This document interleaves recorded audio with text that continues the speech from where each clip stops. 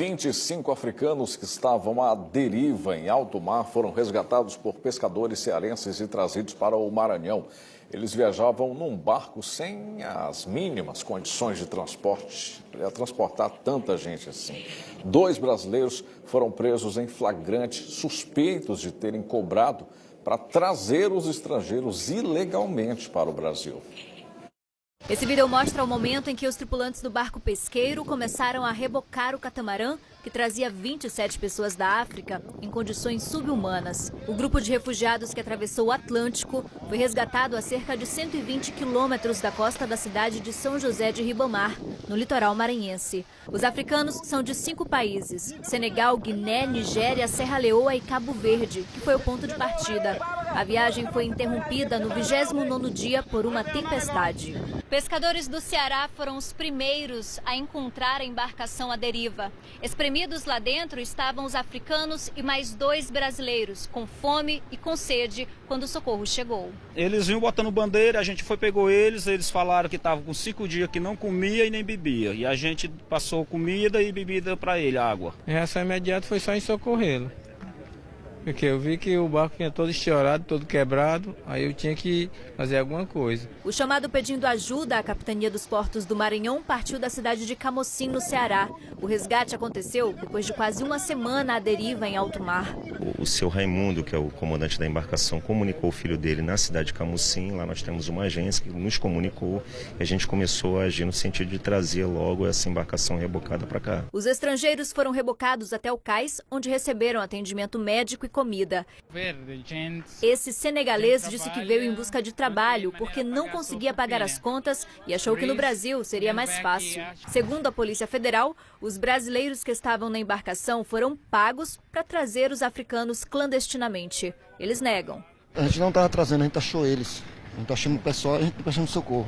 Mas os 2 foram presos em flagrante. Na gíria policial, se costuma chamar as pessoas que fazem esse tipo de promoção de entrada ilegal de coiotes.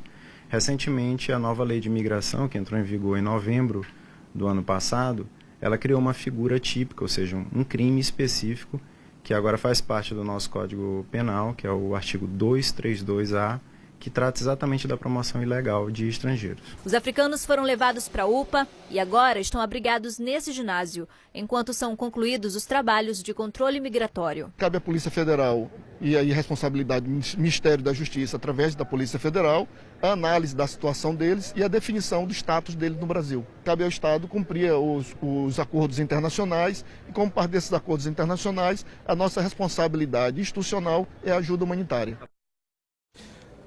Depois a gente volta com novas informações sobre os imigrantes. Já está no ponto aí as informações? Tá, então vamos logo saber outras informações novas, bem mais recentes, sobre o caso. O repórter Elber Carvalho tem os detalhes. A Polícia Federal, durante as investigações, descobriu que a embarcação foi adquirida pelos 2 brasileiros em Cabo Verde, de onde partiu em direção ao Brasil. Isso entre os dias 16 e 17 de abril. E logo teve uma tempestade durante a viagem e aí a embarcação ficou com o mastro comprometido. Eu converso agora com o delegado da Polícia Federal, Robério Chaves, que está atuando no caso desde que a Polícia Federal tomou conhecimento. Os 2 brasileiros estão presos? Sim, foi feita a prisão dele em flagrante, ontem mesmo, e já foram encaminhados para o presídio. Delegado, a embarcação foi adquirida em Cabo Verde, mas ela não seria de Cabo Verde. Existe a informação ainda a se confirmar, mas provável registro do Haiti. Seria o primeiro transporte desses brasileiros, fazendo o transporte dos estrangeiros? Não se pode dizer ainda, né? Porque existe notícia de que um deles já esteve lá anteriormente, em Cabo Verde. Então há possibilidade de uma atuação há mais tempo? É possível, mas isso a se confirmar com as investigações. Nós não podemos, nesse momento, afirmar categoricamente. O trabalho investigativo continua, né, delegado? Está iniciando, né, na realidade. Começou com o flagrante, agora nós vamos ver todos os outros aspectos da investigação, da conduta deles. Delegado Robério, muito obrigado pela entrevista e a gente agora conversa com outro delegado da Polícia Federal, que também está atuando é exatamente o delegado de imigração. Como é que fica a situação deles? Estão aonde? Como é que vai ser? Bom, por hora eles estão alojados, né, com todo o apoio do governo do estado, alojados no ginásio Costa Rodrigues, onde vão se iniciar a partir de hoje os trabalhos de policiamento de controle migratório, né? Nós vamos encaminhar equipes para entrevistar todos os cidadãos africanos e a partir de então decidir qual a melhor medida migratória para o caso de cada um deles. Que vão desde a possibilidade de repatriação, né, que é uma medida administrativa de devolução deles aos países de origem, até as possibilidades, analisado caso a caso, de concessão de refúgio, entre outras possibilidades migratórias. Agora, delegado, por maior que seja a equipe da Polícia Federal atuando nesse caso, são 27 processos, são 27 pessoas, isso aí vai também demandar tempo e nesse período eles vão ficar onde e como? Bom, inicialmente nós fizemos um planejamento e imaginamos que até no máximo sexta-feira a gente já deve ter um posicionamento sobre as questões de controle migratório, né?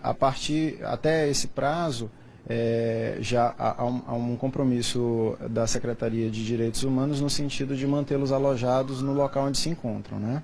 E a partir daí é que vão ser decididos os novos passos, como prestar a questão das assistências em relação a essas pessoas. Aqui, delegado Luiz André, muito obrigado pela entrevista. Elbio Carvalho para o JM TV, primeira edição. Nossa equipe vai continuar acompanhando todo o caso e, como você viu há pouco, a qualquer momento pode chegar nova informação e aí a gente exibe para você. A nova adutora do sistema Italuís foi interligada, mas ainda não começou a funcionar. Por enquanto, só a antiga está operando para normalizar o abastecimento em São Luís. Enquanto isso, ainda tem muitos moradores reclamando que estão há uma semana sem água. Os moradores amanheceram